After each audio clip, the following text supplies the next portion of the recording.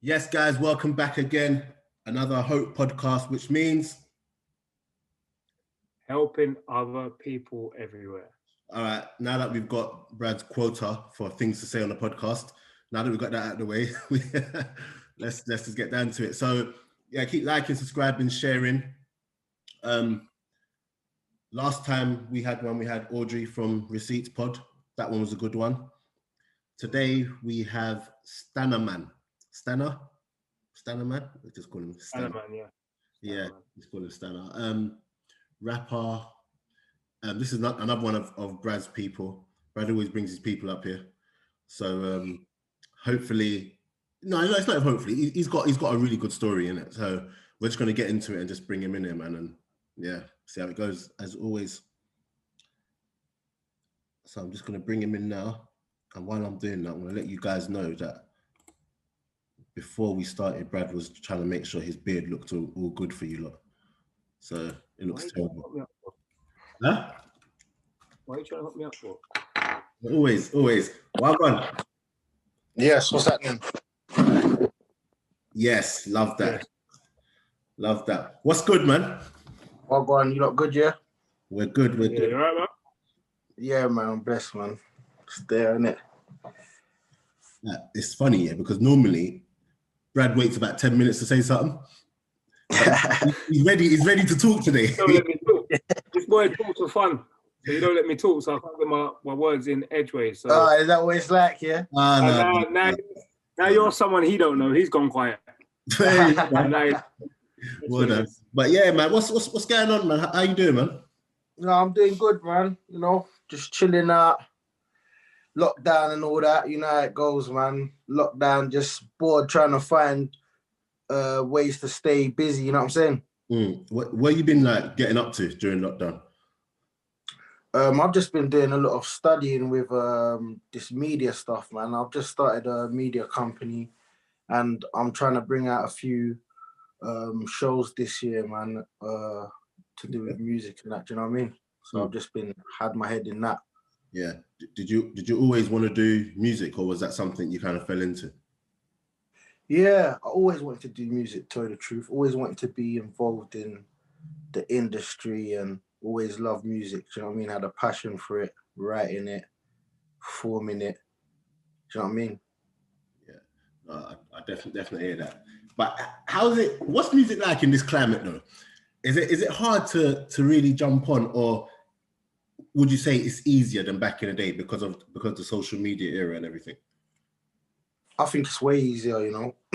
I think it's way easier to get yourself out there, you know what I mean? Be free, make all different sorts of music, you know what I mean? There's so much people doing it, so much people you can network with. Do you know what I'm saying? So much different ways of promoting it as well. So much different sites, social media platforms. We had this conversation last time we had Hack, you know, the comedian Hack, you know Hack. Yeah.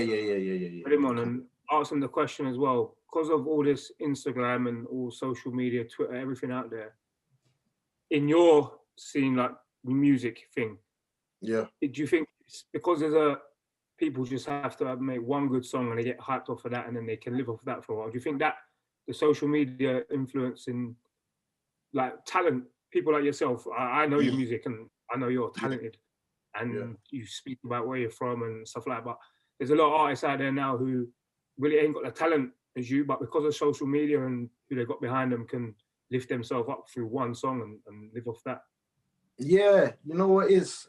I feel like they might understand because they kind of grew with the era of social media and that, they might understand how to benefit from it a bit better. Or do you know what I'm trying to say? My music is kind of old school. I feel like I know what sort of crowd I need to tap into, and it's not really the social media crowd. Do you know what I mean? As much. Don't get it twisted. There is a crowd on there, but these kids and that generation, they just understand it more, how to use it, how to market it. Do you know what I mean? So, and it is the music itself, you know, the music that they're making, it goes with it as well. Do you know what I'm saying? Yeah. So, yeah, it is difficult. It is difficult, like, for certain artists, of an old school from that are from different kind of sounds. Do you know what I'm saying? Yeah. Like that's what I've seen. You can see it. Do you know what I mean? Like to stay fresh and current, it's kind of hard. You got to understand all this social media stuff. Definitely. Do you find it weird? We've jumped. Oh, go on. No, go on. Well, no, I was gonna say we'll jump forward. Obviously, for our listeners who don't know who you are, we always go back and start who you are and tell us about you, where you grew up, and how it all started for you. Yeah. So what with the music? Just Your life. in general. Oh, Yeah, life.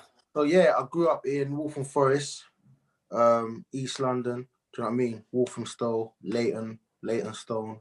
Those were the main areas that I kind of hung around when I was young. Went to school in Walthamstow, McKenty. Do you know what I mean? I was just kind of naughty. Used to get in a little bit of trouble, hang around with people of the same. I wouldn't say I used to hang around with people that were more naughty than me. We was all kind of just, do you know what I mean?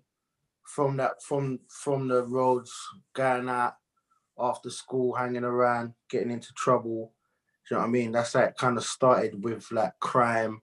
Started getting into crime when I was about 13, 14, really. Do you know what I mean? Stealing cars, smoking weed, all of that sort of stuff. It's kind of the same journey as most youths take on the streets. You know what I mean? It's from school. That's where it starts. Do you know what I'm saying? Yeah. So when you say that you got into crime and stuff like that, like I grew up however I grew up and around like real bad man, but I never ever was someone to steal a car or something. Like for you, Yeah. did you never ever have that fear, or was it like the reward outweighs the risk at this point?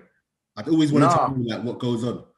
No, I had the fear. Do you know what I'm trying to say? I did, but at the same time, I don't feel like, for instance, like I didn't have a male figure, or even like my mum, my parents weren't around to kind of discipline me. You know what I mean? Not because of choice, like obviously they passed away when I was young, and it was like I didn't really have discipline. No one was really there to kind of step in those shoes. Not to say that people wasn't trying, but I was just rejecting it. So I feel like that played a big part in why I kind of just did what I want, and there wasn't no real fear for the punishment. Do you know what I'm saying? Mm. So but then you go back to we go back to talking about like you didn't have the fear in it, but you know, growing up and being with your friends, did you feel the love from your friends? You know, walking around and stealing a car and wanting to get that respect off your friends and feel that love off your friends, and they give that to you, and that made you. Yeah, it's definitely an element of that as well. Do you know what I'm saying? Like you like there is a definite element of trying to fit in, or not even trying to fit in, but you might just relate to this person. You both might be going through a certain stage where you both kind of don't care. He might have a different story to you, but when you're both young and you're growing up, and that's it, you all try to kind of show off to each other. Do you know what I'm saying? So it's like you'll do things. He might not want to do it, you might not want to do it, but you don't. He's not saying it and you're not saying it. So you both end up just doing what you think's cool. Do you know what I'm saying? Yeah. And you said how like to mention, but like both parents passed. So like for you, was it a thing where there weren't really no repercussions for you? Yeah, do you know what I'm saying? The repercussions wasn't like resonating with me. Whatever it was, you're gonna get nicked. Didn't really care about that. Do you know what I'm saying? That wasn't a big thing for me. Like, so I feel like if I did have some sort of